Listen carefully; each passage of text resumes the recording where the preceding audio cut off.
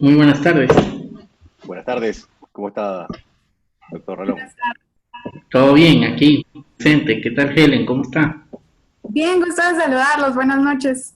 Buenas Buenas noches. noches. Hola, licenciado Ralón. Le saluda Eduardo Afonso Liu. ¿Qué tal? ¿Cómo está? Qué gusto saludarlo. Ahí viendo toda su trayectoria en el nuevo puesto ahí en la libre expresión del pensamiento. Muchas gracias, muy amable. Aquí esperando oír toda tu exposición.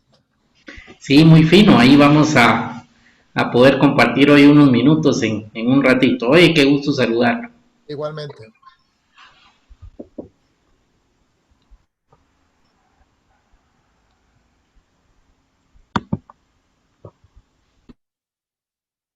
Bueno, exactamente a las 6, entonces vamos a iniciar la transmisión por Facebook Live, ¿sí? Y, y a las 6:05 estaríamos comenzando. Perfecto, enterada. Bueno, muchas gracias.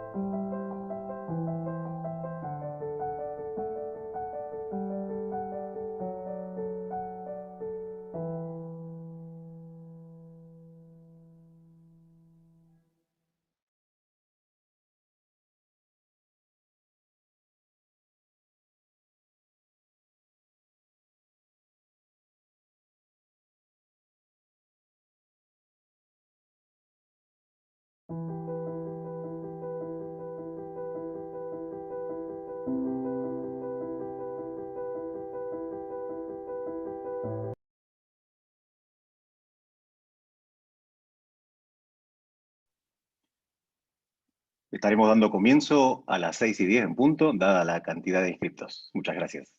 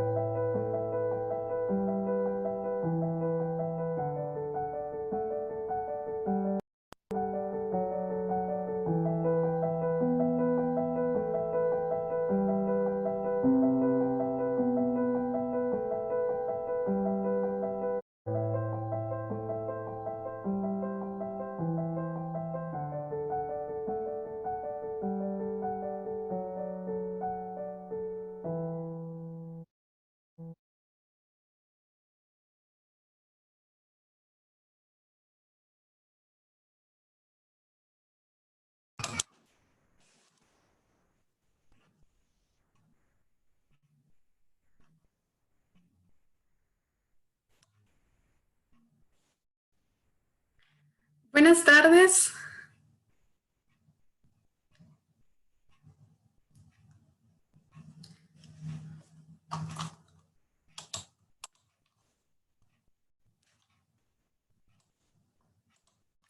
Buenas tardes, mi nombre es Helen Mena y me han solicitado que hoy sea la maestra de ceremonias de este importante evento.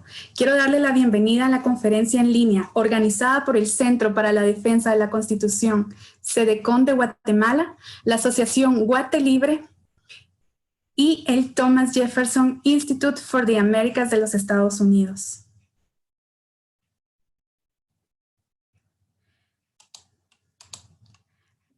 Solo una consulta, ¿me escuchan? Perfecto, continuamos. Hoy estaremos presentándoles como primer punto la información institucional del evento a cargo de la Magíster Artium Betty Lobos Volat. En segundo punto, el programa de capacitación integral para abogados a cargo del licenciado Eneas Biglión. Como tercer punto, la disertación del licenciado Estuardo Ralón con el tema La importancia de la defensa constitucional en una sociedad libre desde un punto de vista jurídico. Y para finalizar, como cuarto punto, tenemos la disertación del licenciado Eneas Biglión nuevamente sobre el mismo tema, solamente que con un enfoque latinoamericano. El evento está planificado para durar 75 minutos. Sin más preámbulos, tengo el gusto de presentarles a la Magíster Artium Betty Lobos Volat. Ella es miembro fundador de la Junta Directiva del Thomas Jefferson Institute for the Americas de los Estados Unidos.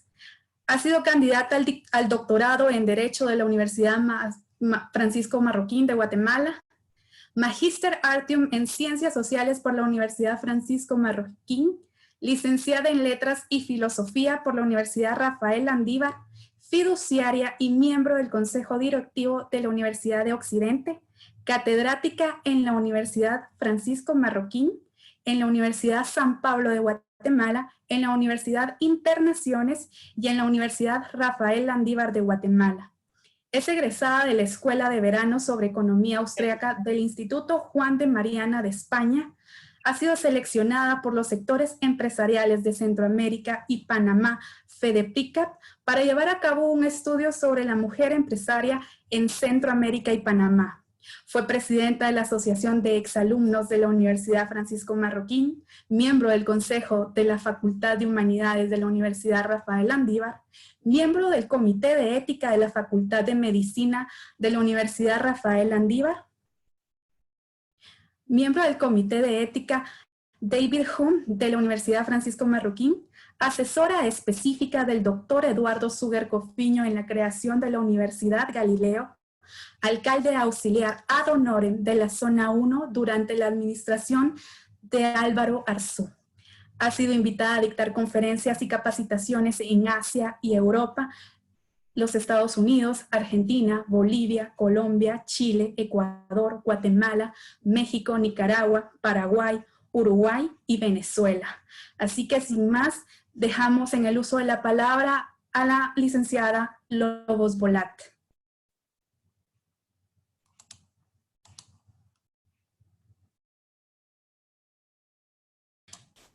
Licenciada, disculpe, creo que no tiene encendido el micrófono.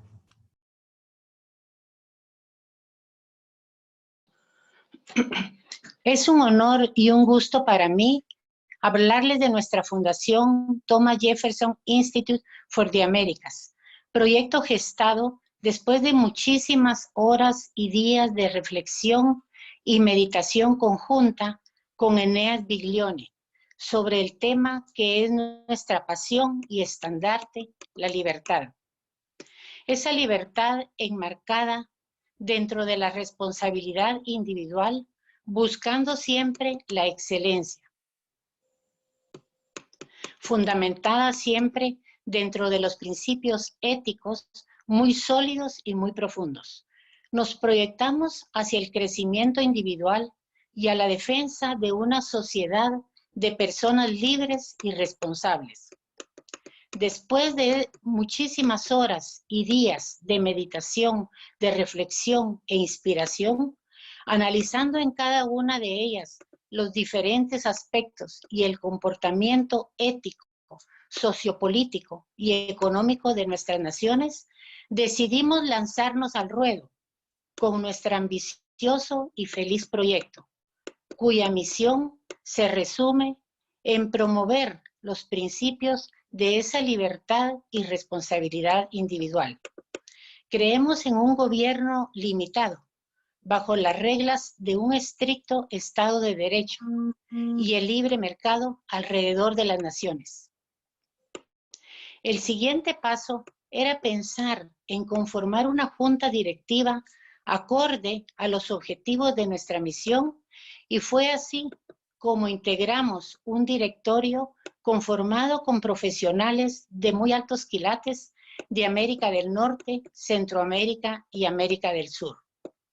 Es eso lo que nos diferencia de otras fundaciones de los Estados Unidos, al tener una junta directiva integrada por profesionales de Norteamérica, Centroamérica y América del Sur, lo cual nos da un conocimiento verdadero sobre las realidades y desafíos de Latinoamérica y cuáles son las herramientas para implementar tanto a nivel nacional como internacional.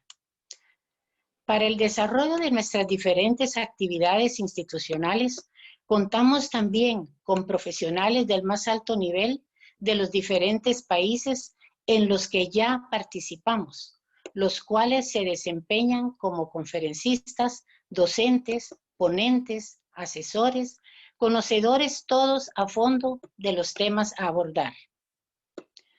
Durante el año actual nos hemos hecho presentes de manera virtual como actores principales y en otros como acompañantes de otras organizaciones en muchos eventos realizados a lo largo de las Américas y España hasta ahora.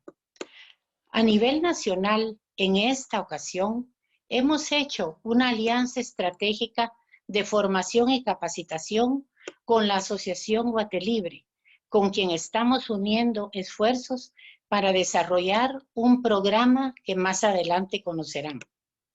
La misión de la Asociación Guatelibre es ser el tanque de acción que busca apoyar a la ciudadanía guatemalteca para que los 3 organismos del Estado apoyen, faciliten y protejan la vida desde la concepción, la libertad individual, la libertad de mercado, la protección de la propiedad privada y el Estado de Derecho en todos los guatemaltecos.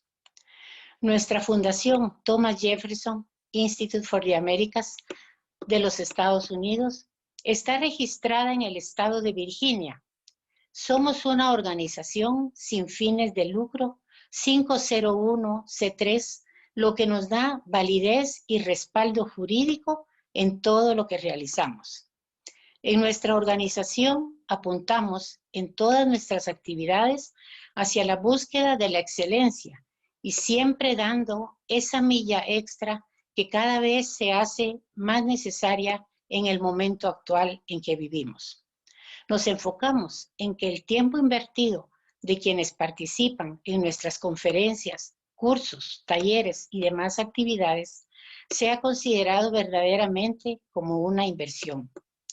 Queremos además que quienes se involucren y participen en nuestras diferentes actividades y eventos se sientan en casa, ya que los conocimientos que compartimos deseamos que les haga conocer, profundizar y crecer para que este aporte sea el que demos a nuestro país, a nuestra región y a nuestra sociedad.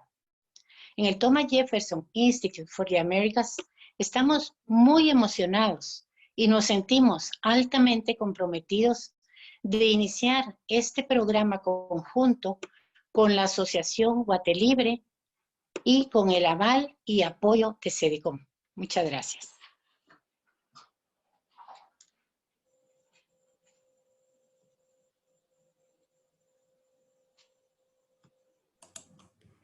Muchas gracias por su presentación, Magíster Artyom Lobos-Volat. Ahora tengo el gusto de presentarles al licenciado Eneas Biglión. Él es presidente y fundador del Thomas Jefferson Institute for the Americas de los Estados Unidos, director ejecutivo de la Sociedad Bastia de Argentina, un programa del American Institute for the Economic Research, con siglas AIR, de los Estados Unidos. Obtuvo también un posgrado en Law and Economics latinoamericano, certificado por Corporate Training y la George Mason University. Obtuvo un Associate Degree en Estudios Internacionales, graduado con honores, y un Associate Degree en Ciencias, también graduado con honores en la Universidad Northern Virginia Community College de Annandale, Virginia, de Estados Unidos. Se graduó de Contador Público Nacional en la Facultad de Ciencias Económicas de la Universidad Católica Argentina, UCA, de Rosario, Argentina. Es director ejecutivo del Hispanic American Center for Economic Research, ACER, de Washington, D.C., durante 13 años. Latin American Senior Fellow de Atlas Network durante 6 años y exalumno del programa de visitantes iberoamericanos 2008 por la Fundación FAES de Madrid, España.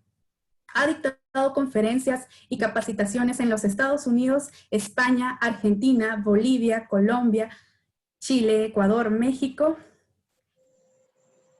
Guatemala, Paraguay, Perú, Uruguay y Venezuela. Adelante, licenciado Eneas Biglión, con su presentación sobre el programa de capacitación integral para abogados. Bueno, muy buenas tardes. Muchas gracias, Helen, por la presentación. Y realmente quiero agradecerles por estar conectados con nosotros esta tarde. Creo que es un día muy especial, realmente, en este programa que está apuntado a abogados guatemaltecos que realmente hacen un trabajo fundamental para la República.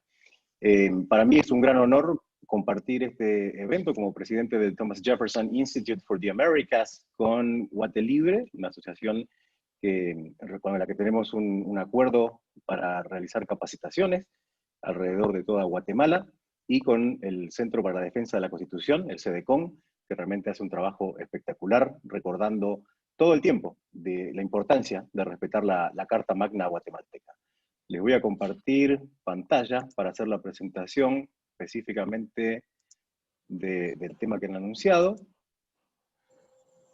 Ahí estamos. Bueno, a ver, les quiero contar esto que realmente para nosotros es importante, es un esfuerzo que realmente tiene gran valor y muchísima relevancia en lo que está pasando hoy en el mundo. El licenciado Ralón y yo lo vamos a estar conversando al tema un poquito después de esta presentación breve que les voy a hacer. El punto fundamental acá es que este programa de capacitación integral para abogados guatemaltecos tiene una justificación y precisamente relacionada a los desafíos que hoy enfrenta Guatemala. En América Latina, convengamos que los enemigos de la libertad, de la república y de la democracia han trabajado en los últimos 20 años muy duro contra nuestros esfuerzos por alcanzar una sociedad conformada por personas libres y responsables. Un poco parte de la visión que compartimos con las organizaciones que digamos, coorganizamos este evento. Y el punto es que en estos últimos 20 años lograron reemplazar la educación por un adoctrinamiento. Esa es una realidad. Sobre todo lo han logrado en las generaciones de millennials y centennials, ¿no?, que constituyen, para nuestra información, digamos, en América Latina, 1/4 de la población total, ¿no? Y Guatemala también es líder, digamos, en tasa de natalidad, como ustedes bien lo saben. La realidad es que lo que lograron al reemplazar la educación por el adoctrinamiento fue crear un vacío enorme en materia educativa.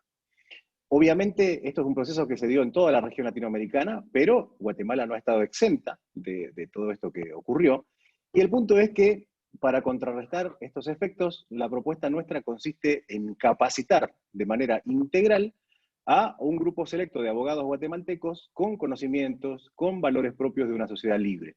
Lo que estamos buscando es entonces graduar a mejores personas con principios y valores morales claros, y mejores profesionales como abogados, y obviamente mejores ciudadanos para que puedan contribuir de mejor manera al futuro de Guatemala.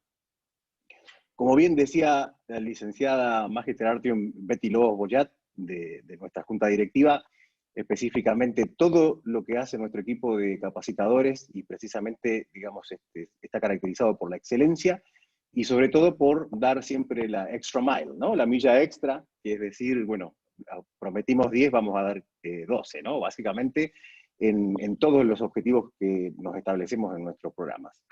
Y para eso, bueno, obviamente estamos apelando al conocimiento, los años de experiencia, ¿no? Las horas de vuelo que tienen como profesores nuestros capacitadores, obviamente su probada habilidad como comunicadores, a la hora de compensar estos vacíos de los que hablábamos antes en materia educativa, intencionalmente creados por los enemigos de la libertad en la región toda. Específicamente, en relación al ámbito jurídico, lo que proponemos es luchar contra el positivismo jurídico, el estatismo, la burocracia y los verdaderos cuellos de botella en que se han convertido las cortes guatemaltecas, obviamente a la hora de resolver conflictos, ¿no? Y capacitar a los abogados para que, ante la aparición de conflictos, logren encontrar la mejor solución posible, una solución que sea rápida, eficiente y obviamente competitiva en costo, tanto para su representado como para con la contraparte, para que esta última acepte la propuesta, digamos, a la hora de negociar. Hoy en día, digamos, hace pocos meses que ha asumido el presidente Alejandro Yamatei en Guatemala, estamos ante un contexto, digamos, de pandemia global, COVID-19, hay un montón de países que están en cuarentena, y la verdad es que hay un peligro muy importante, muy fuerte, algunos países que están aprovechando estas cuarentenas para impulsar una agenda globalista, una agenda progresista en general, y el objetivo de este programa de capacitación consiste en educar, digamos, a los abogados graduados con conocimientos para que lleven adelante sus profesiones de manera efectiva.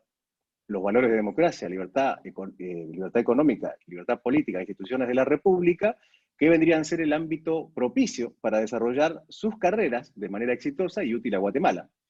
De fondo, lo que buscamos rescatar entre los abogados guatemaltecos son conceptos ya hoy en día, en pleno siglo XXI, bastante olvidados. En primer lugar, el respeto a la Carta Magna guatemalteca. En segundo lugar, el sentido de patriotismo que movió a los prohombres en tiempos de la independencia, ¿verdad? Nuestros héroes patrios en todos y cada uno de nuestros países latinoamericanos. Y finalmente, un tercer concepto fundamental, que es una visión de autogobierno, ¿no? Que nuestros conciudadanos no se estén preguntando qué pueden hacer, qué puede, digamos, Guatemala hacer por ellos, sino qué pueden hacer ellos por Guatemala. Este ciclo de capacitación básicamente va a durar 6 meses. Lo que queremos es que entiendan que van a estar tomando un programa educativo integral que va a equipar a los abogados guatemaltecos con una visión emprendedora exitosa, una visión republicana y una visión de liderazgo, las tres necesarias para hacer frente a los enormes desafíos que está enfrentando y enfrentará Guatemala a medida, digamos, que pasa el tiempo. Durante 6 meses, un grupo de 40 abogados van a completar 100 horas de capacitación. Y acá no hablamos de horas académicas, sino de horas de reloj, ¿verdad? Horas de capacitación, tutoría, participación comunitaria y planificación de cómo desarrollar su profesión de manera exitosa, ¿no? Muchos jóvenes que se gradúan de abogados muchas veces se preguntan, bueno, ¿cómo hago para llegar a tener ese bufete de abogados soñado, donde hay 20 socios, 20 abogados juniors, ¿no? Y que trabajamos de manera internacional incluso? Bueno, la pregunta es, específicamente, un bufete de abogados también es una organización, también es una empresa, es decir que hay que, digamos, aprender cuáles son las mejores maneras de gerenciarlo, la mejor manera de establecer una estructura del bufete de abogados. Y al final de este programa que proponemos, precisamente, nuestros abogados van a estar capacitados para conducir sus empresas jurídicas, respondiendo a las necesidades y exigencias del mercado de hoy, y para convertirse en verdaderos líderes y además formadores de opinión. Este programa académico incluye clases en línea, conferencias especiales y un evento final de graduación tras la presentación de una tesina, resultado de un trabajo de investigación. Habrá 2 clases semanales de 2 horas de duración cada una para completar los cursos centrados en Derecho y Law and Economics, Emprendimiento, Liderazgo, República, Libertad Política, Libertad Económica y el papel fundamental de la libre empresa en una sociedad libre. Obviamente, para ingresar a este programa va a haber que tomar un examen de ingreso, básicamente consistirá en algunas preguntas, conceptos básicos, digamos, de lo que se conoce como el espíritu empresarial, la innovación, el derecho, la democracia, la libre empresa y el liderazgo. Acá una buena noticia, no va a tener que estudiar para tomar nuestro examen de ingresos, simplemente es un examen de posicionamiento, y básicamente los alumnos que se hayan inscrito y hayan tomado el examen de ingreso van a recibir un documento indicando el mínimo de asistencia a las sesiones del todo el programa, las sesiones académicas, las conferencias especiales y el evento final, y cuáles son los requisitos de graduación. Ahora, la pregunta del millón siempre que uno ve un programa educativo, uno se pregunta, bueno, a ver, pero ¿qué materias o qué temas, digamos, son los más importantes de este programa? Nosotros hemos dividido nuestro programa educativo integral, nuestro programa de capacitación integral en 4 módulos. El primer módulo es el módulo de Derecho y Law and Economics, que tiene 8 materias. Segundo módulo, el de Emprendimiento para Abogados, que consta de 11 materias. El tercer módulo es el módulo de Liderazgo, Ética y Herramientas de Coaching, que tienen 9 materias. Y finalmente, y no menos importante, el módulo de Democracia, Libertad y República, que tiene 13 materias. Acá también es muy importante entender que con los efectos de la globalización en los últimos años, digamos, muchas veces es importante proyectar la carrera del abogado también de manera internacional. No solamente de los clientes nacionales viven los abogados, ¿verdad? Con lo cual, este programa constituye también una importante oportunidad para hacer networking, es decir, para crear redes de colaboración. Precisamente la totalidad de nuestros capacitadores, de nuestros profesores, son abogados, jueces, economistas, consultores de negocios, empresarios exitosos y expertos en su campo de estudio, tanto proveniente, como decíamos antes, de Guatemala como de otros países del mundo. En consecuencia, los alumnos, los abogados que se inscriban en el programa, van a tener acceso a nueva información, conocimiento, recursos bibliográficos y la posibilidad de integrarse en estas redes tan importantes de líderes destacados. Ahora vamos a empezar a mostrar en detalle, digamos, qué tiene cada uno de los 4 módulos, lo vamos a ver rápidamente, y después ya terminamos con esta introducción al programa. El pensum, precisamente, del módulo de Derecho y Law and Economics es realmente, quizás, el que los abogados van a reconocer rápidamente. Sinceramente, es espectacular. Solamente el punto número 4, que ven acá, es la totalidad del contenido de un posgrado en Law and Economics, para que tengan una idea de cuán completo es este programa. El programa empieza con el tema de la defensa del orden constitucional guatemalteco, su importancia, las características y evolución de los distintos sistemas jurídicos, ¿no? A través de la historia, desde los romanos hasta nuestros días, cómo han evolucionado estos sistemas en las distintas civilizaciones que han poblado nuestra tierra. En tercer lugar, la ubicación del derecho entre las ciencias sociales, que yo creo que es un tema fundamental para entender a dónde estamos parados y su relación obviamente con la filosofía, que es la madre de todas las ciencias sociales. La visión de Law and Economics, que establece que la realidad tiene como 2 caras de una moneda, de un lado está el derecho y del otro lado está la economía, y de la misma manera que los economistas tienen en cuenta las regulaciones o leyes establecidas, digamos, a la hora de hacer un análisis económico, de la misma manera los legisladores deben entender las implicancias económicas de una mayor regulación o una mayor desregulación. Ahí tenemos temas como los fundamentos económicos del derecho, el teorema de Coase, ¿no? De Ronald Coase, el análisis económico del derecho de propiedad, el análisis económico de los contratos, el análisis económico de la propiedad intelectual, el análisis económico de la evolución institucional, el derecho privado ante las externalidades y el derecho privado ante las asimetrías de información. Quinto tema del pensum de Derecho y Law and Economics es precisamente Derecho y Política, lo que se conoce como la escuela de la elección pública, ¿no? El Public Choice, presentado de manera comparativa con lo que se conoce como Public Law. Sexto, el rol del abogado en una sociedad libre, ¿no? La negociación jurídica y precisamente algo que realmente es fundamental para destrabar ese cuello de botella en nuestros países latinoamericanos, el tema de la mediación y el arbitraje, es decir, soluciones privadas a problemas públicos. El séptimo, filosofía del derecho, y finalmente un tema fundamental que es el proceso legislativo, con el tema en el que vamos a contar con legisladores para que nos expliquen, digamos, cómo se hace en términos reales, no solamente en términos teóricos. El segundo tema, como decíamos antes, el módulo de emprendimiento para abogados, tiene 11 temas. El primero es las nociones fundamentales de emprendimiento y la propuesta de valor. El segundo es la estrategia corporativa y los modelos de gestión empresarial. Y ustedes se preguntan esta parte, ¿para qué nos sirve? Nos sirve porque obviamente los abogados tienen clientes y obviamente los estudios de abogados, a medida que van creciendo, tienen que ser gerenciados como una organización, como una empresa con fines de lucro. Con lo cual, esto lo que hace es que pues, realmente no pasen a depender de un contador. En Argentina hay siempre una pugna entre abogados y contadores, ¿no? Los abogados se ríen de los contadores porque hay algunas cosas que los contadores no pueden hacer en términos legales, y los contadores se ríen porque dicen que no saben llevar, digamos, la contabilidad y las finanzas de una empresa. La realidad es que ustedes que van a tomar este programa de capacitación integral para abogados van a tener una ventaja enorme sobre los contadores o auditores, como normalmente le dicen en Guatemala, porque ustedes van a tener muy claro cómo establecer su negocio, ¿verdad?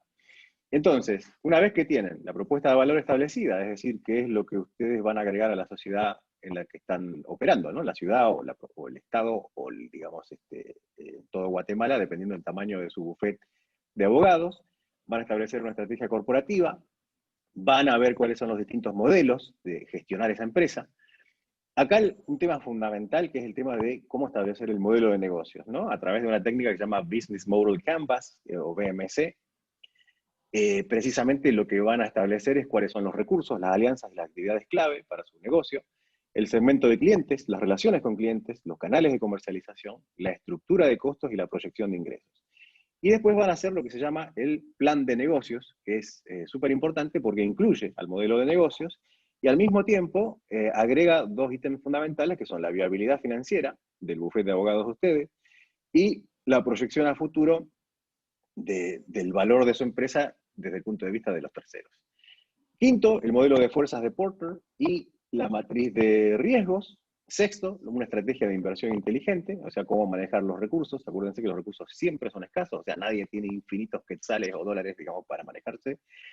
Entonces, obviamente, al ser una cantidad finita, hay que saberlos manejar sabiamente.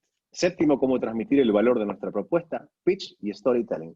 Precisamente esto tiene que ver con cómo vender los servicios de ustedes. No es lo mismo que ustedes le entreguen tímidamente una tarjeta a un potencial cliente a que uno sepa exactamente cómo explicarle, ¿no? Como por ejemplo, que uno se presenta, buenas tardes, soy Eneas Biglione, abogado, estoy dando un ejemplo, ¿no? Obviamente yo no soy abogado. Tengo un estudio jurídico que tiene conexiones con la firma consultora tal de los Estados Unidos, etcétera, ¿no? O sea, la forma de vender, ¿por qué elegir de todo, digamos, el universo de bufete de abogados guatemaltecos que hay, por qué voy a elegir al de ustedes? Simplemente porque ustedes van a saber cómo comunicar a través del pitch o storytelling, precisamente por qué ustedes son los indicados para resolver los problemas de sus potenciales clientes. Finanzas para emprendedores, súper importante, cómo manejar el dinero de manera sabia, ¿verdad? Análisis financiero, entender, digamos, la parte de, un poco, digamos, no hace falta que sea súper profundo, pero sí entender claramente cómo leer un balance y cómo que básicamente es un estado de situación, digamos, financiero de la empresa en un momento dado, o sea, el 31 de diciembre de cada año. En décimo lugar, los deberes formales en materia impositiva ante la SAT. Acá, lamentablemente, bueno, sí, es importante cumplimentar las leyes vigentes en Guatemala. A algunos no les debe gustar el trabajo de la SAT, obviamente habría que hacer un estudio de si ellos deben bajar o no la impresión impositiva, que es lo que normalmente pasa en nuestros países latinoamericanos, pero obviamente cuáles serían esos deberes formales que hay que cumplir con la SAT, que es el órgano de recaudación fiscal guatemalteco. Y finalmente, y este es un tema súper importante, que cada día más abogados son integrados a las juntas directivas de las empresas y de las grandes corporaciones. Y muchas veces se los sienta en una reunión de junta directiva y el abogado lamentablemente no sabe para dónde agarrar. Esto es una realidad. Con lo cual vamos a estar capacitándolos acerca de cuáles son las habilidades para participar de manera exitosa en sesiones de una junta directiva. Súper práctico realmente. Tercer punto, tercer módulo, el pensum de ética, liderazgo y coaching. Esto es súper importante, porque la verdad es que ¿quién no quiere ser un líder? Levante la mano aquel que no quiera ser un líder en lo que hace. Y la realidad es que el liderazgo siempre tiene que ver con la autoestima, ¿no? Que es esa construcción, digamos, esa autovaloración. Bueno, la pregunta es, digamos, ¿cuál es la naturaleza de la autoestima? ¿Cómo se logra? ¿Se logra con buenas intenciones? ¿Se logra con resultados? Son los temas que vamos a estar analizando. El networking profesional. Hay gente que realmente no sabe cómo conectarse con los demás. Nadie nace sabiendo. Y bueno, hay algunos que tienen como una habilidad innata. El punto es, vamos a estar viendo cómo establecer y cómo mantener contactos valiosos. Tercer lugar, el tema de la inteligencia emocional, que si ven, les dedicamos hasta 2 materias, porque realmente nosotros, latinoamericanos, somos muy impulsivos y muchas veces, actuando de manera impulsiva, echamos todo a perder, no solamente para nosotros, sino también para terceros y, consecuentemente, para la sociedad en la que vivimos. Por eso, el manejo del autodominio y la capacidad de tomarse unos días, digamos, para tomar una decisión importante, no de manera impulsiva, obviamente favorece nuestro potencial de éxito como líderes, verdaderamente.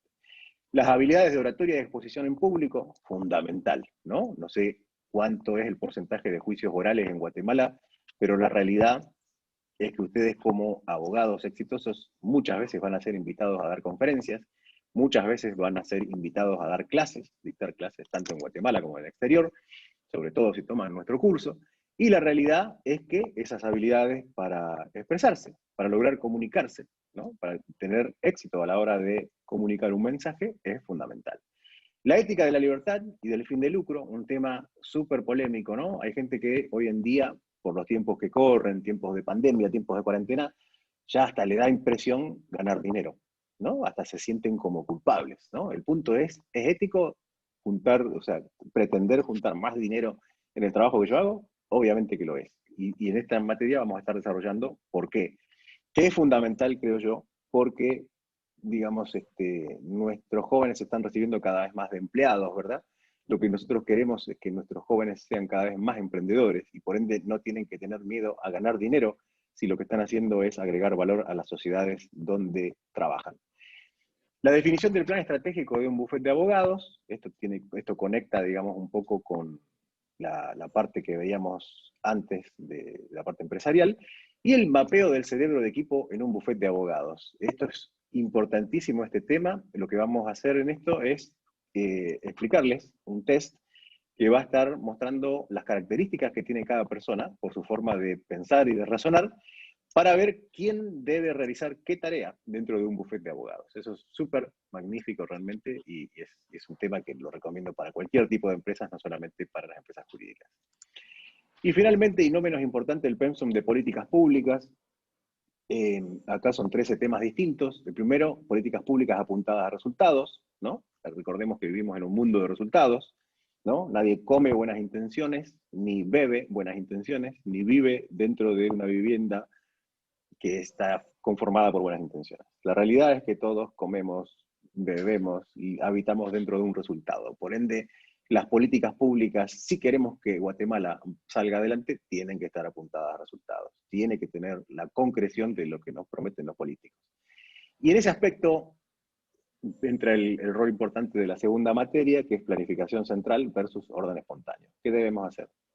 ¿Tenemos que tender a tener gobiernos que planifiquen absolutamente toda la actividad económica, etcétera? ¿O debemos realmente tener un orden espontáneo donde la gente elija qué es lo que quiere hacer y cómo lo quiere hacer? La economía para abogados emprendedores, ¿no? Lo que se conoce como proceso económico, las reformas económicas exitosas, los casos de Chile y Perú, ¿no? Vamos a ver dos países que realmente crecieron muchísimo y cómo lo hicieron, el populismo versus el gobierno limitado, ¿no? El rol del socialismo del siglo XXI.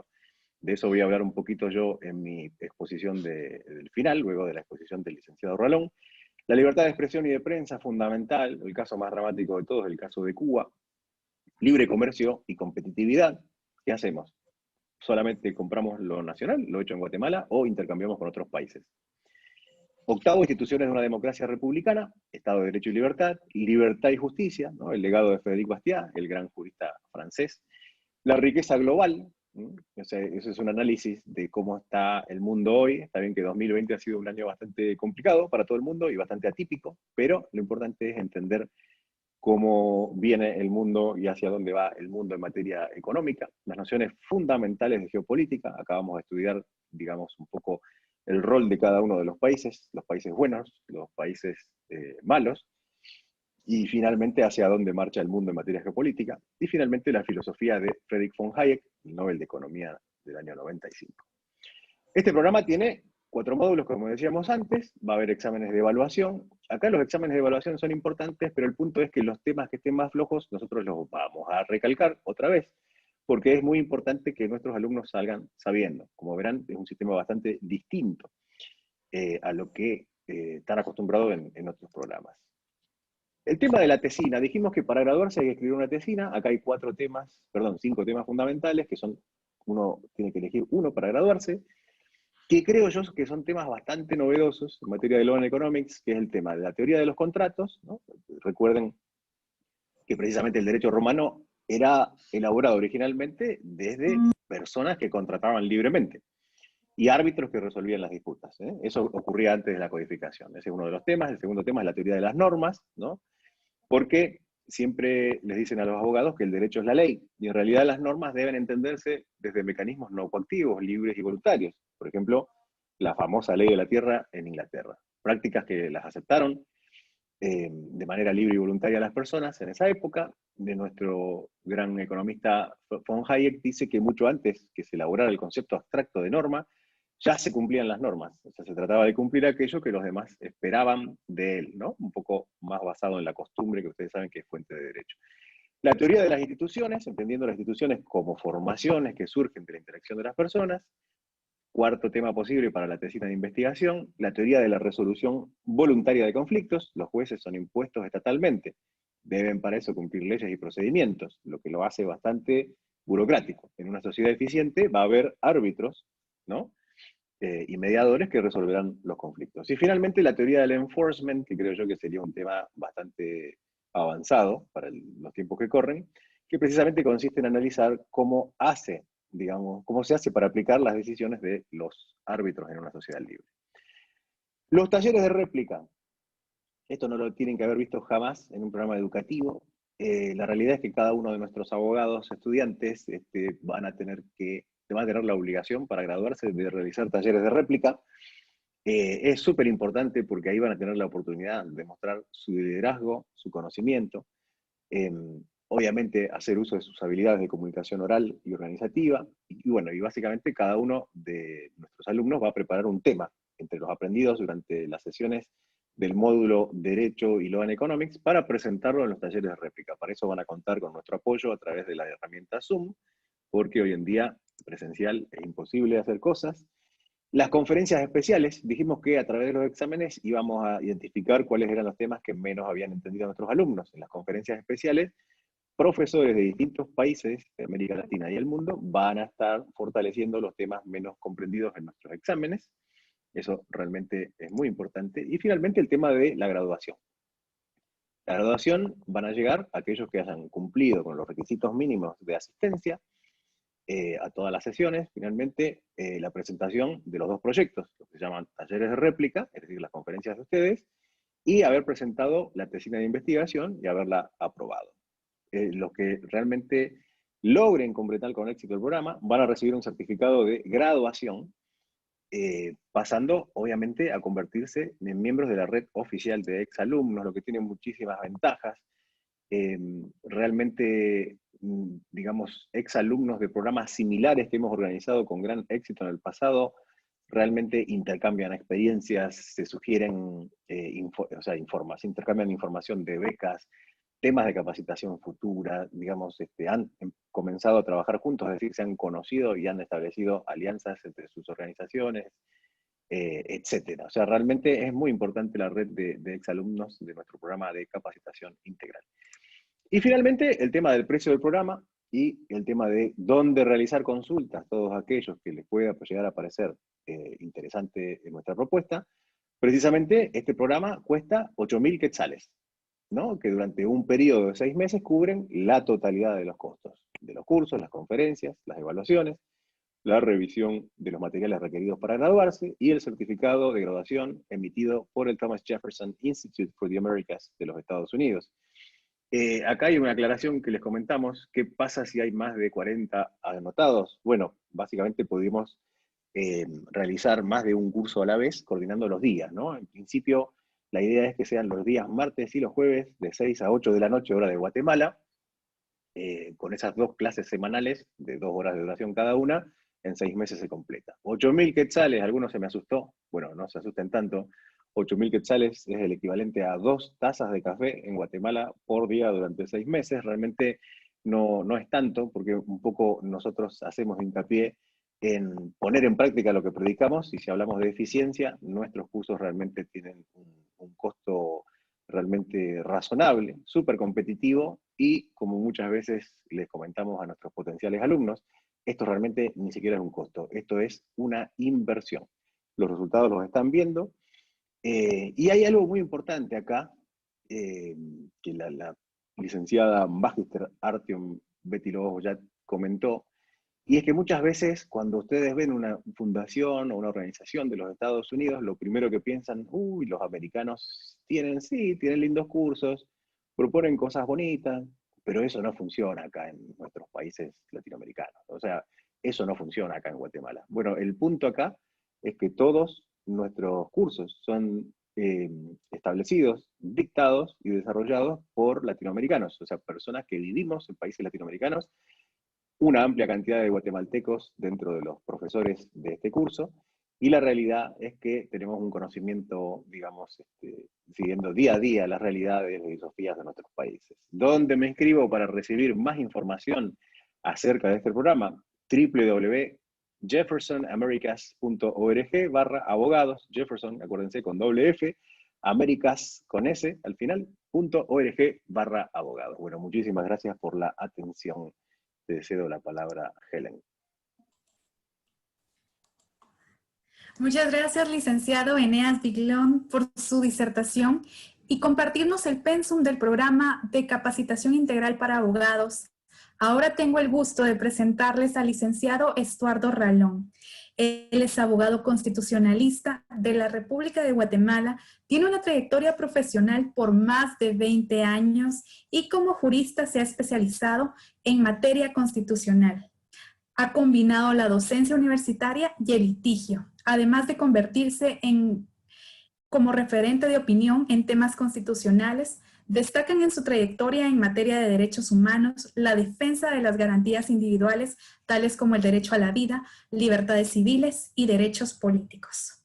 Es el tercer guatemalteco en la historia en ser electo miembro de la Comisión Interamericana de Derechos Humanos y actualmente también es el presidente del Centro para la Defensa de la Constitución, CEDECON. Adelante entonces, licenciado Ralón, con su presentación sobre el tema la importancia de la defensa constitucional en una sociedad libre desde un punto de vista jurídico. Tiene la palabra, licenciado. Muchas gracias, muy buenas noches. Quisiera felicitar a Guate Libre por básicamente esa alianza que ha hecho con el Instituto Thomas Jefferson y agradecer la invitación que se me hiciera para poder hacer hoy una exposición sobre un tema, digamos, desde un enfoque jurídico, académico, relacionado a la importancia de la defensa constitucional en una sociedad libre. Voy a compartir pantalla para poder hacer la exposición, así que voy a un momento.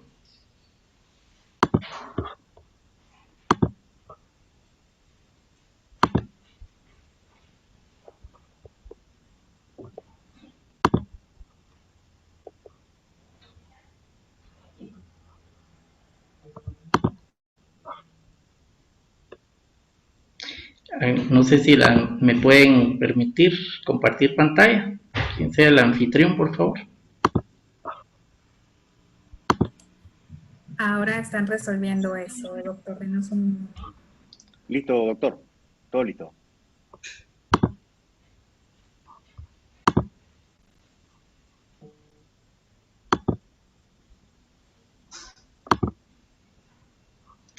Muy bien.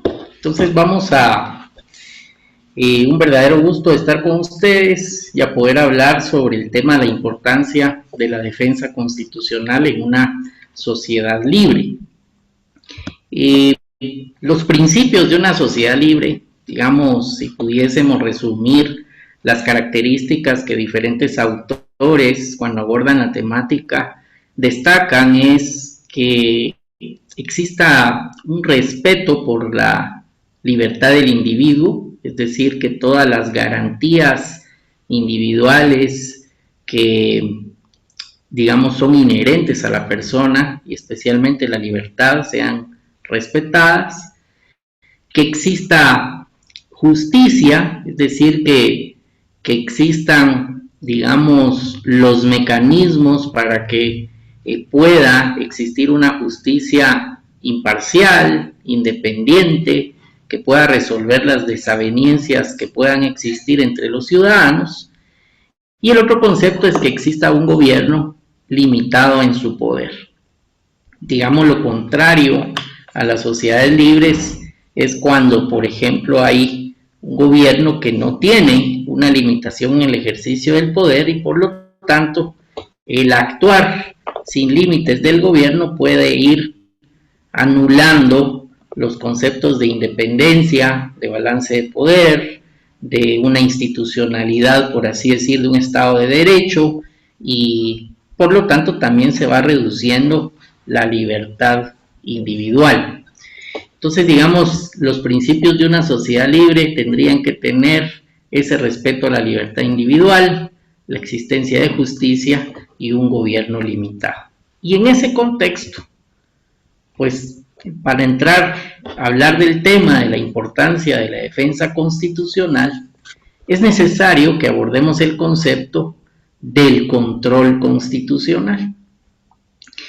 Y acá, digamos, la existencia de un Estado democrático y un Estado de derecho supone, por su naturaleza, la configuración de órganos estatales dotados de poderes jurídicos de decisión, con un ámbito, digamos, de competencias limitadas que establecen una serie de mecanismos de control que garantizan el correcto ejercicio de esas potestades del gobierno. Recordemos que al hablar de Estado democrático es aquel en donde sus gobernantes van siendo electos por procesos de elección y mediante el sufragio la mayoría, digamos, va decidiendo quiénes gobiernan en esa sociedad. A diferencia del Estado de Derecho, que supone que aquellos a los cuales el pueblo les ha delegado el poder, pues tienen limitado ese ejercicio de poder por lo que la ley les permite realizar. Y es ahí que en un Estado de Derecho, en un gobierno de leyes, tienen que haber órganos dotados de la facultad de, en jurisdicción y en competencia, verificar que el uso del poder se ejercite correctamente, sin abusos.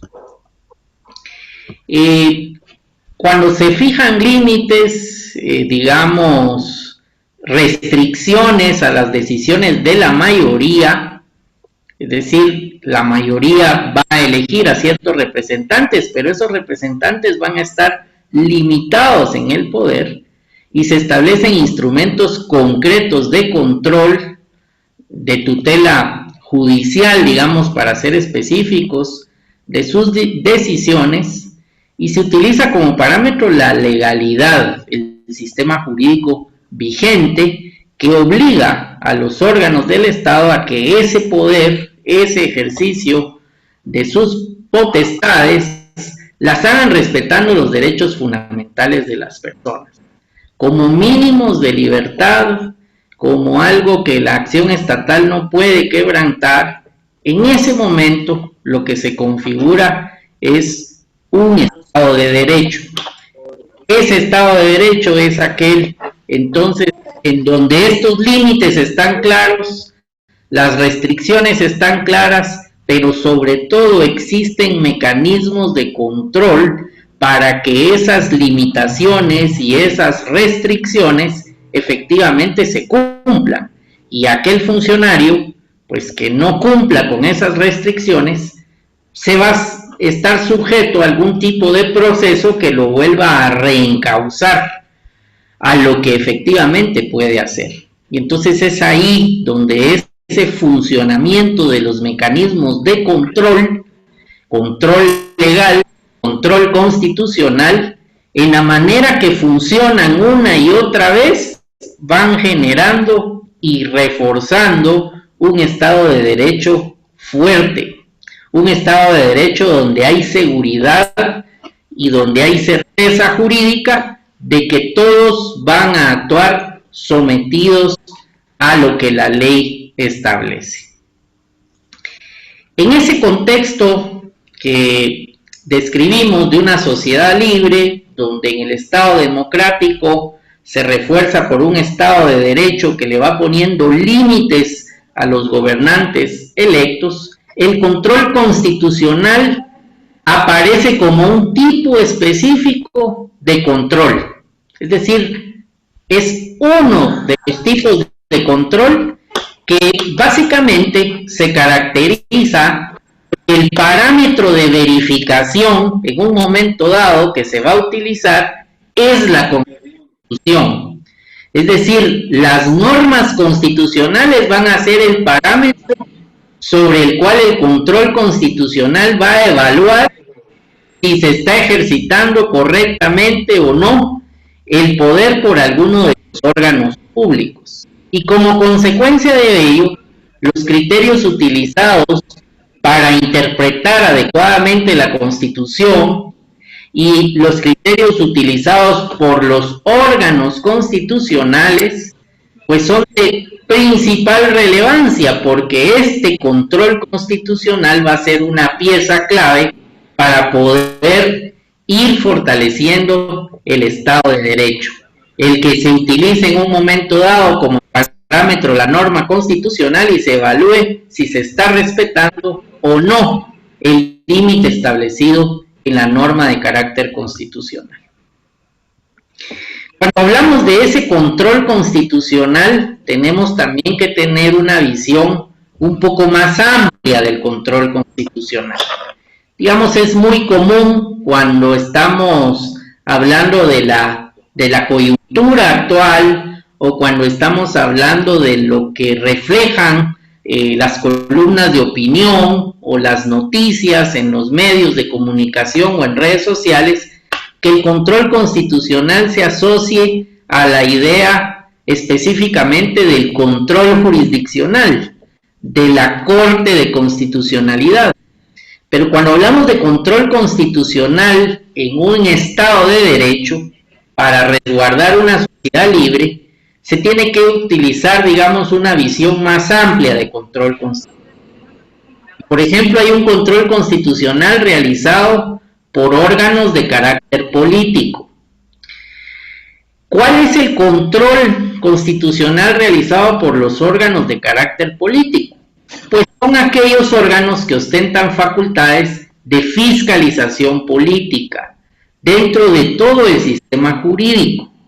Entonces, si realizan esa fiscalización, digamos, en la doctrina se recoge que ese control político normalmente lo va a ejercer aquel que tenga una supremacía respecto a los órganos controlados. Y recordemos que en una república, pues el poder supremo lo tiene el pueblo, y el pueblo, por ejemplo, lo delega en representantes que conforman el organismo legislativo. Perdón, creo que hay un micrófono abierto, no sé si alguien que esté administrando puede detenerlo o pedir si pueden cerrar su micrófono para... Ya lo cerraron, licenciado. Adelante. Entonces, básicamente en el tema de los controles de carácter político, normalmente estos lo ejercitan aquellos que están en una supremacía respecto de los demás órganos controlados. Y recordemos que en una república el poder, digamos, soberano, el supremo, está en el pueblo. Y el pueblo, por ejemplo, lo delega a través del sufragio en ciertos periodos de tiempo al Congreso. Y entonces el Congreso tiene una labor de fiscalización. Y esa labor de fiscalización, por ejemplo, que hace el Congreso cuando conoce un antejuicio, cuando cita a un ministro, cuando interpela a un ministro, todos esos son controles constitucionales interórganos y son controles constitucionales de carácter político. Y lo que buscan es establecer a través de la fiscalización si el poder controlado está actuando apegado a lo que marca la Constitución o está yendo más allá de lo que la Constitución le permite. Hay mecanismos, por ejemplo, en la interpelación, como el voto de falta de confianza para, digamos, pedir la remoción de un ministro. Hay en los casos, digamos, de evaluación de temas de antejuicios que se conocen en el seno de un órgano político como es el Congreso, que deben de evaluarse como un filtro previo para entrar a un proceso jurisdiccional. Así que cuando hablamos en esta sociedad libre del tema de control constitucional, de que el poder esté limitado, de que el gobierno esté limitado, tenemos un tipo de control constitucional realizado por órganos políticos. También existe un control constitucional, digamos, en sede administrativa o con una digamos, facultad más administrativa. Y especialmente es radicado en la actividad que realiza la Contraloría General de Cuentas, por ejemplo. Una de sus funciones es velar por la juridicidad, en que los órganos actúen en el correcto manejo de los fondos públicos. Allí hay también unas labores de fiscalización, hay posibilidad de existencia de hallazgos, hay posibilidad de iniciar acciones en contra de los funcionarios, tanto acciones administrativas como incluso juicios de cuentas, y al final estos resultan siendo también mecanismos de control constitucional. ¿Para qué? Para que en ese concepto de sociedad libre, de un gobierno limitado, pues se pueda establecer que no haya un abuso en el ejercicio del poder y en este caso con un mal manejo de los fondos públicos. Y obviamente está el control constitucional en sede jurisdiccional.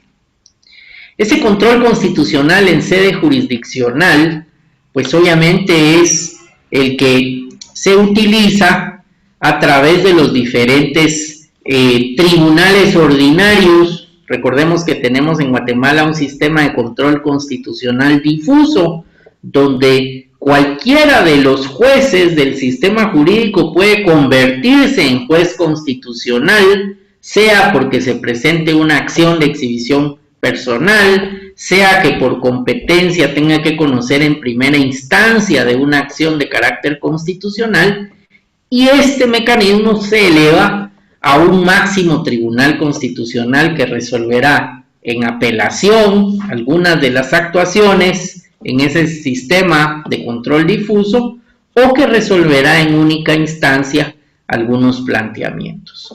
Pero todos estos mecanismos de control constitucional, sea de índole político, interorgánica, sea de índole administrativa o sea de índole jurisdiccional, son mecanismos para limitar el poder. Limitar el poder para que se respeten las garantías de las personas que tienen un espacio de libertad, de una serie de derechos que no pueden ser anulados en forma arbitraria por quien ostenta el poder. Y dentro de una sociedad libre, donde debe existir justicia, ese control de carácter constitucional pues debe realizarse de una manera técnica, debe realizarse de una manera independiente, imparcial, porque el correcto funcionamiento de los diferentes mecanismos de control constitucional lo que van a ir fortaleciendo es un Estado de derecho, y en ese Estado de derecho es básicamente en donde puede existir una sociedad libre. La defensa constitucional. ¿Cómo se hace? Entonces, si ya hablamos de las características de la sociedad libre, de la importancia del control constitucional, de la existencia de los niveles de control interorgánico político, del control constitucional administrativo, del control jurisdiccional, la defensa constitucional se puede ver desde dos ángulos diferentes, desde dos aristas. La primera es que cuando sea el órgano de control constitucional el que tenga que actuar, y específicamente si nos situamos en el control jurisdiccional constitucional, pues la defensa constitucional se da con la correcta interpretación de la Constitución. Porque el juez o el magistrado constitucional se convierte en una especie de guardián y de protector de la Constitución. Y al ejercer una función de guardián y de protector de la Constitución, lo que está haciendo es que se respeten los límites al poder. Lo que está cobrando vida es la independencia, la imparcialidad, para que no se lesionen las garantías de los ciudadanos. Con eso se construye una y otra vez con sus resoluciones, o se debería construir, pues ese Estado de Derecho y esa sociedad libre.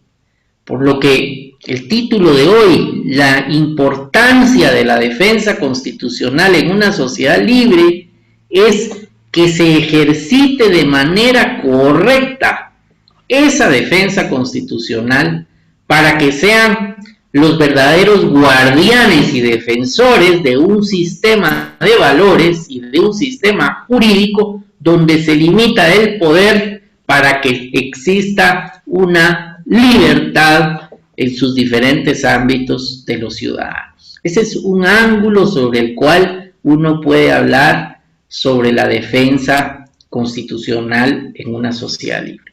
Pero el otro también es la ejercida por el pueblo, por el ciudadano, quien ejerce una especie de control social, ejerciendo su libertad de expresión, o ejerciendo en un momento su derecho de petición cuando interpone denuncias o acciones constitucionales para la protección de esos derechos fundamentales, para que se limite el poder y se resguarde la garantía de las libertades individuales.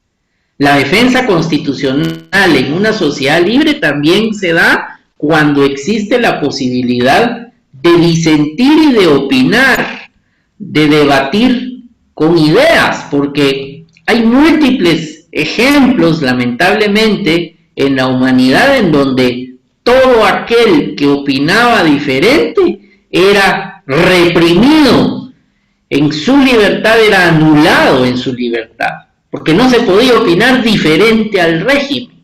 En una sociedad libre, lo primero que tiene que hacerse es el poder opinar, disentir, debatir, proponer, pero eso es parte de defender también la Constitución, porque, digamos, la reflexión académica o el debate ciudadano ayuda a que sea una realidad el cumplimiento de esa Constitución. Y la otra es cuando parte de esa ciudadanía o un ciudadano puede, aún siendo minoría, presentar una acción para que se respeten sus garantías individuales. Y esa es la gran diferencia entre una república y propiamente los procedimientos democráticos o la democracia. La tiranía de las mayorías que hablaba Tocqueville, que era básicamente si solo nos fuéramos a esa tiranía de las mayorías, por mayoría podrían anularse los derechos de las minorías, pero en una república, aún siendo minoría, como es un gobierno de leyes, donde hay límites al poder, puede alguien interponer una denuncia, una acción para proteger sus derechos fundamentales, aún siendo en minoría. Y esa, digamos, también es una parte, una arista de la defensa constitucional en una sociedad libre. Cuando no funcionan los mecanismos entre órganos, no funcionan los de control político, o no funcionan los de control administrativo, o no funcionan correctamente los de control jurisdiccional, pues hay una situación dramática, porque no solo se lesionó la esfera de derechos de una persona o de un grupo de personas en particular, sino cada vez que hay una falla y se comete una injusticia, lo que se lesiona es el Estado de Derecho como tal, la posibilidad de vivir en una sociedad libre como tal. La anulación de esa libertad, de ese derecho para esa persona, pues lo podemos ver como algo lejano, pero el día de mañana podemos ser nosotros mismos, puede ser nuestra familia, pueden ser nuestros descendientes. Es decir, es ahí cuando se encienden las luces de alarma de que algo no está funcionando bien, donde vale la pena, digamos, volver a la esencia de los conceptos, porque al final el correcto funcionamiento de un Estado de Derecho y la existencia de una sociedad libre es lo que permitirá límite al poder para el respeto de los derechos fundamentales y las garantías individuales. Digamos, dentro de este recorrido, un recorrido rápido, pero tratando de usar al máximo aprovechando el tiempo, pues podemos arribar a algunas conclusiones, y una de ellas es que el control es uno de los elementos que integran y definen el Estado de Derecho y el Estado democrático. De ahí que los instrumentos previstos para ello en un Estado democrático y Estado de Derecho, así como los órganos llamados a hacerlos efectivos, son expresión de ambas formas de Estado, cubriendo una gran variedad de supuestos y de mecanismos de fiscalización, pero su correcto funcionamiento lo que van a hacer es fortalecer ese gobierno de leyes y ese Estado de Derecho. Una segunda conclusión es que el control constitucional, que es en rigor un control jurídico, se distingue de otro tipo de controles. El control constitucional se distingue porque el parámetro, la regla que se usa para medir la actuación es la propia Constitución. Y eso genera una particularidad porque tiene su forma de interpretarse, su forma de aplicarse, y también es una gran responsabilidad, porque el correcto funcionamiento o no de los mecanismos de control constitucional van a fortalecer o debilitar un Estado de Derecho, o van a hacer que una sociedad pueda tener libertad o puedan irse anulando y perdiendo libertades. Otra conclusión es que el control constitucional de los poderes públicos está entregado a una pluralidad de mecanismos de control, controles interórganos políticos, controles administrativos y controles jurisdiccionales, cubriendo actos de distinta naturaleza. Y básicamente una característica de cada uno de los casos es que si estamos hablando de control constitucional, al final la regla que va a dirimir la controversia es la correcta aplicación de la norma constitucional a cada caso concreto.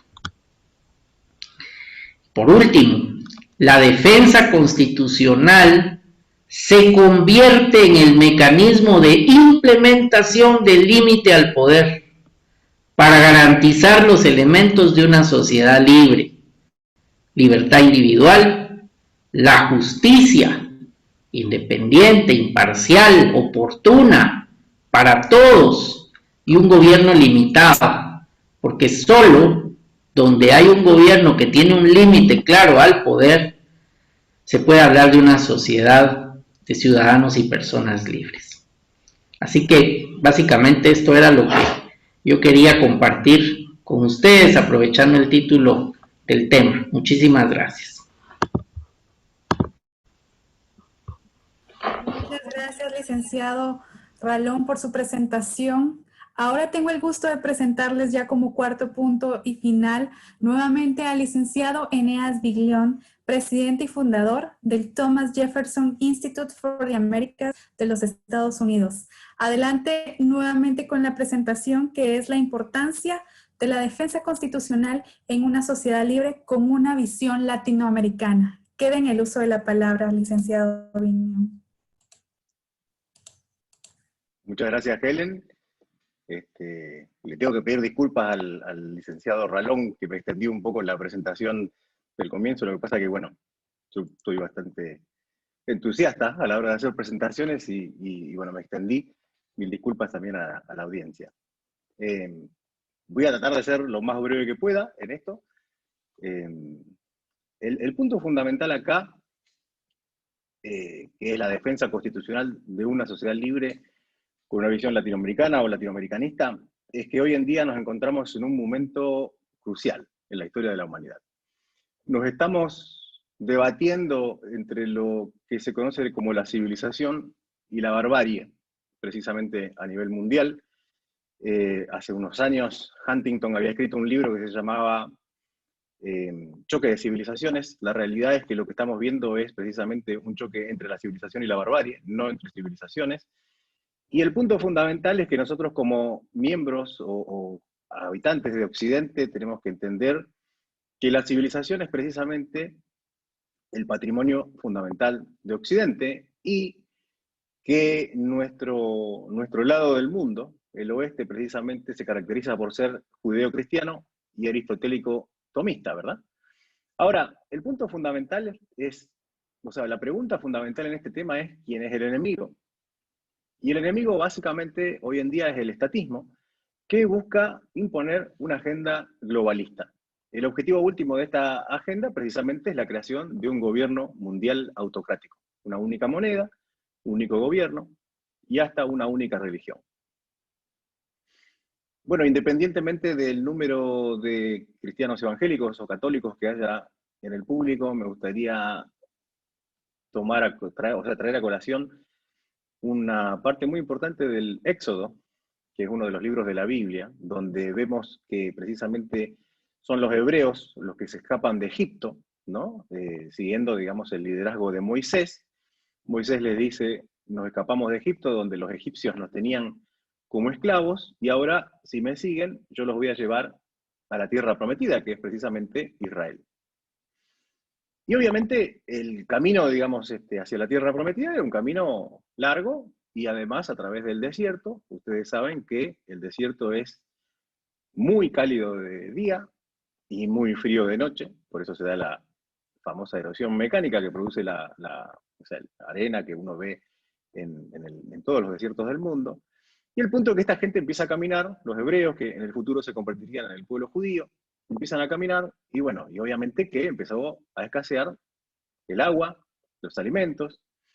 Tenían algunos camellos que llevaban las pertenencias de estas personas, que eran mayoritariamente pobres, y la realidad es que algunos empiezan a dudar, y algunos empiezan a preguntar, ¿será que lo continuamos siguiendo a Moisés? Y entonces hay algunos diálogos, ¿no? Entre ellos empiezan a decir, bueno, pero ¿y cuál es la alternativa? Y a lo mejor la alternativa es que nos volvamos. Por ahí estamos más cerca, si nos volvemos, que hasta llegar a la tierra prometida. Y el punto fundamental es que este interlocutor, que estaba escuchando esa sugerencia, ese planteo, lo que dice es precisamente, pero si nosotros nos volvemos otra vez a Egipto, vamos a ser precisamente esclavos otra vez del pueblo egipcio. Y el que le planteaba la inquietud le dice, bueno, la realidad es que sí, vamos a volver a ser esclavos, pero por lo menos nos van a garantizar un techo, por lo menos nos van a garantizar una comida. Y es precisamente, digamos, esa anécdota del éxodo, digamos, la que está enfrentando hoy nuestra gente en América Latina, en Occidente, porque precisamente lo que estamos viendo es un crossroads, ¿no? O sea, un momento en el que quedan dos opciones, o el estatismo, que nos pretende esclavizar a cambio de darnos un poquito de comida, algo de tomar y cierta seguridad, y por el otro lado tenemos la visión de la libertad, de la república, digamos, en la cual nosotros nos vamos a tener que esforzar, vamos a tener que trabajar, y la realidad es que vamos a, digamos, quedar dependiendo de nuestros esfuerzos, ¿verdad? Pero libres, y eso es lo más importante. Cuando uno mira, digamos, las distintas fuerzas que hay dentro de la región latinoamericana, uno ve el accionar de grupos como el Foro de Sao Paulo, el Plan Patria Grande, ¿no? Creado, concebido e impulsado por el ex dictador venezolano Hugo Chávez, ¿no? El Foro de Puebla. Y realmente lo que ellos plantean ya lo han logrado en una amplia mayoría de nuestros países latinoamericanos, que es precisamente la destrucción de la división de poderes. Tomaron el poder ejecutivo, tomaron los poderes legislativos, ya hay muchos congresos en Latinoamérica que están cambiados con nombres que se llaman asambleas, exactamente como en Cuba, ¿no? Tomaron el poder judicial. Y la realidad es que ahora, hoy en día, algunos países, digamos, ya están en este plan presentes de manera más avanzada, otros están caminando hacia ello, como la Argentina, y a través de la destrucción de la moneda nacional, de la divisa nacional, y buscan, digamos, ahora, como segunda parte fundamental, la destrucción de la propiedad privada. Y por eso es muy importante entender que la defensa de la Constitución tiene que ver con defender esos derechos fundamentales en nuestros países. Ahora, cuando uno escucha hablar a la gente común, normalmente utilizan la palabra gobierno y Estado de manera indistinta. Y la realidad es que gobierno y Estado no son sinónimos, para nada. Porque el Estado es precisamente el corset que le fija los límites al poder. Y lamentablemente en los países latinoamericanos tenemos un presidencialismo tremendo. Nuestros connacionales asumen todo el tiempo que lo que dice el presidente es lo que es, o ante cualquier dificultad, el presidente debería hacer algo al respecto, mucho más allá de si las constituciones los permiten o no. Y acá siempre traigo a colación en mis clases, precisamente, si tienen tiempo, busquen una foto del expresidente Rafael Correa, hoy en día condenado con pedido de captura, digamos, por corrupción en el Ecuador.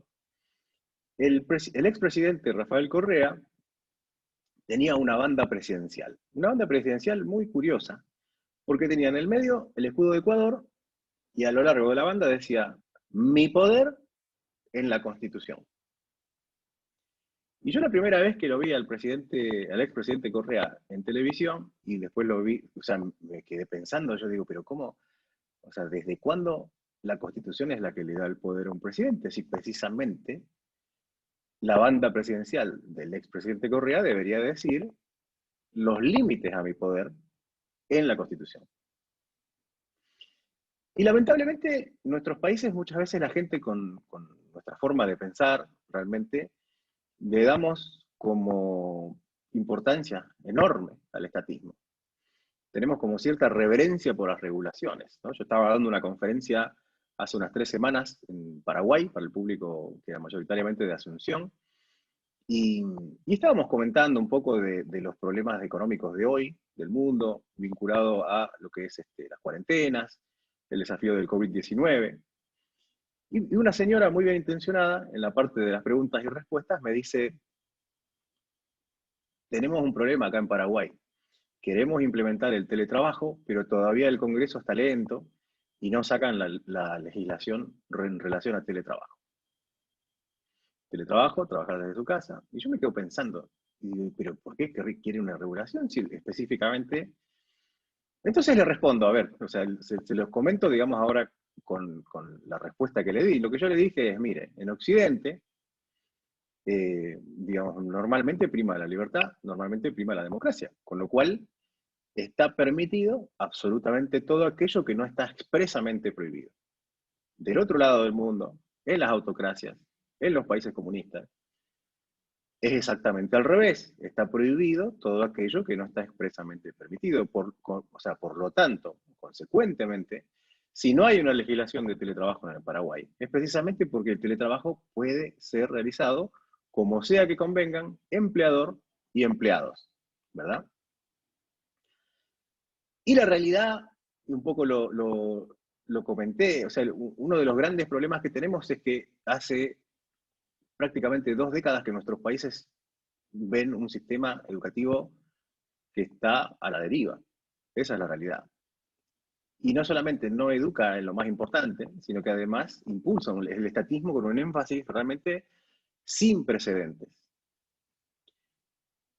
Algunos puntos en común en nuestros países latinoamericanos son precisamente En primer lugar, que los nuevos sistemas educativos, tanto públicos como privados, impulsan la destrucción de la familia como un núcleo fundamental de nuestras sociedades, despreciando, o sea, ni hablar de esto, ¿no? La importancia del matrimonio tradicional, que antes se entendía como un compromiso que contraían dos partes, de géneros opuestos, con el objetivo, digamos, de apoyarse mutuamente en sus proyectos personales de realización y precisamente en el caso de tenerlos, educar hombre y mujer, digamos, conjuntamente a sus hijos en valores que contribuyan a un mundo mejor y que les permitan a su vez alcanzar su propia felicidad.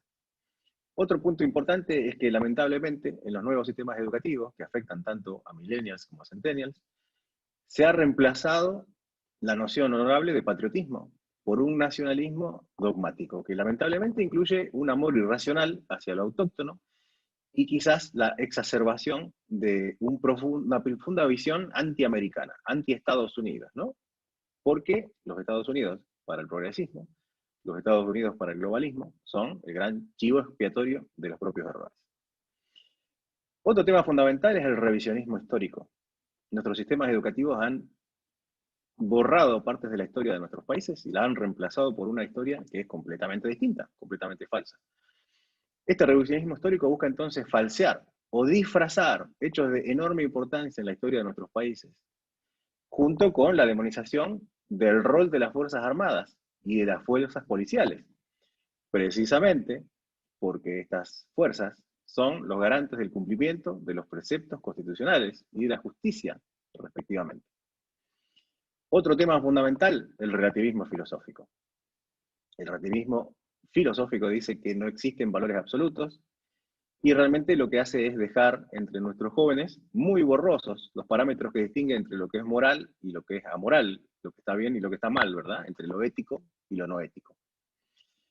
Además de esto, los nuevos sistemas educativos desprecian la economía de mercado, desprecian la libre empresa, desprecian la búsqueda del interés individual propio, desprecian el fin de lucro y en general desprecian el éxito personal y la independencia financiera. Prueben, ¿no? Prueben en una reunión social, por Zoom o por donde sea, que digan, hola, ¿qué tal? Buenas tardes, yo soy Eneas Bigliones, soy una persona súper exitosa. Fíjense la cara que le pone la gente. Y realmente ese desprecio al éxito, ese desprecio al fin de lucro, ese desprecio a la economía de mercado, es una estratagema que lo que busca es congelar el camino hacia el éxito de los ciudadanos, específicamente para tornarlos completamente dependientes de sus dádivas. Esclavos en términos del libro de la Biblia que describimos como el Éxodo al comienzo de esta ponencia. Ahora, la conversión de empresarios eficientes, o sea, en el pasado teníamos empresarios eficientes que a través del trabajo duro solían arriesgar sus recursos para ofertar bienes y o servicios a un precio competitivo. Los nuevos sistemas educativos nos tienden a convertir en rent seekers, es decir, gente que lo único que busca es rentabilidad y que son verdaderos adictos, digamos, a la obra pública, a la obtención de privilegios gubernamentales. ¿Me entienden? Lamentablemente, una persona que ahorra, que ahorra durante una buena parte de su vida y que después arriesga ese ahorro para invertirlo en la creación de una nueva empresa, no es lo mismo que una persona que lo que busca es que le garanticen un monopolio o que le pongan aranceles a la competencia de productos internacionales, ¿verdad? Ahora, de los programas educativos de nuestros jóvenes han desaparecido todas las nociones de educación cívica, ¿verdad? La educación cívica tenía que ver con que nuestros jóvenes a temprana edad aprendían criterios institucionales súper relevantes para la vida republicana y democrática de nuestros países. Por ejemplo, respetar lo establecido por la Constitución, que nos hablaba el licenciado Rolón con gran maestría. La importancia de la división de poderes, que les comentaba yo al comienzo de esta presentación. Los motivos por los que el partido que se encuentra en el poder debe rotar frecuentemente. La amplia mayoría de los partidos del socialismo del siglo XXI llevaron más de 10 años en el poder en los distintos países que más fueron afectados. También se aprendía la importancia de respetar los derechos fundamentales en general, la importancia de la libertad de expresión en particular. Hoy en día ni siquiera se entiende qué es la tolerancia. Y es muy importante entender que la tolerancia requiere que haya disidencia. Tolerar no es que me cae súper bien el que dice lo mismo que yo, o algo parecido, o compatible. Tolerar es precisamente aguantar, o por lo menos permitir que se manifieste alguien que piensa exactamente de manera diferente a mí. Y eso es muy importante. Eso los jóvenes hoy no los tienen claro. El culto a la ética de las buenas intenciones, ¿no? Que te dicen, ¿cómo te fue en el examen? Horrible. Pero, bueno, yo quería que me fuera bien. Para eso estudié como 8 horas anoche. El punto fundamental acá, como les comentaba antes, es que uno come resultados, bebe resultados, vive dentro de una casa que es un resultado. El punto fundamental acá es, sí, tuvo buenas intenciones, realmente no tiene ninguna relevancia. Sobre todo cuando son los funcionarios públicos los que se equivocan, entre comillas, porque a veces ni siquiera es por error, utilizando los recursos de los contribuyentes que se levantan, sí, a las 6 de la mañana a trabajar, ¿no? Y esa es la realidad. Y finalmente el tema de la tergiversación del criterio de justicia. Este es un tema que estoy seguro que al licenciado Ralón le interesa muchísimo.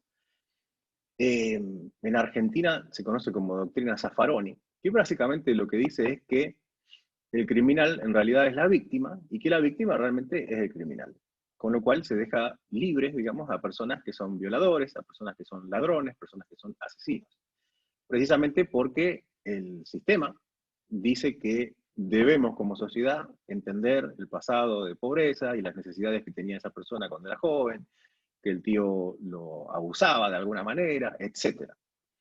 El punto es que hemos llegado a una situación, a través de este último sistema del que estoy hablando, y es que lamentablemente las víctimas ni siquiera denuncian los crímenes que sufren ante las autoridades correspondientes. ¿Y para qué van a denunciarlos si realmente saben que lo que reina realmente es la impunidad en nuestros países? Y al mismo tiempo saben que pueden ser víctimas de aún mayores represalias.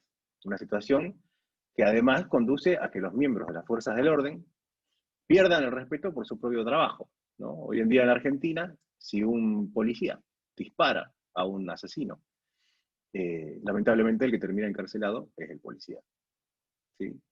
Y con esto cierro. La gran pregunta muchas veces que nos pueden llegar a hacer, o nos lo hacen en los eventos de los que participamos, es ¿por qué es tan despreciado el mercado libre? Y la realidad es que en el mercado libre no hay lugar ni para tratamientos especiales, ni para garantías, ni para privilegios, ni para favores, ni para monopolios, ni para subsidios, ni para protecciones, ni para dádivas, ni para cancelaciones o reducciones de deuda. Y eso es la realidad. Eso es el motivo por el cual muchas veces escuchamos que el mercado libre, la libre empresa, es por muchos despreciado. Así que bueno, esa es un poco mi contribución. Quise hacerlo lo más breve que se pueda. Muchísimas gracias, Karen. Muchas gracias, Eneas Biglione. Queremos agradecer a todos los asistentes a este importante evento, a nuestros disertadores, licenciado Ralón, licenciada Betty Lobos Bolat y al licenciado Eneas Biglione nuevamente. Les recordamos a todos los asistentes la dirección para obtener información acerca del programa de capacitación integral para abogados es www.jeffersonamericas.org/abogados.